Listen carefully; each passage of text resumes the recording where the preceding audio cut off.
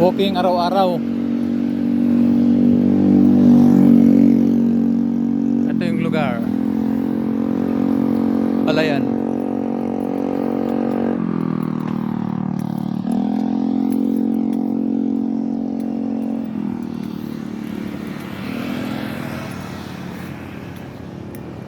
Isang oras araw-araw tuwing umaga.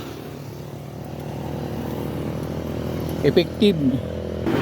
Ang iniikutan ko ay 5.5 kilometers.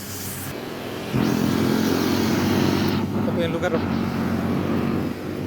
Yan yung guard, dumaan ka sa may guard. Masok tayo sa isang lugar.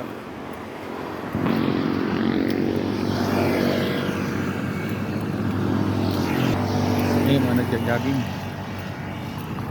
Yan.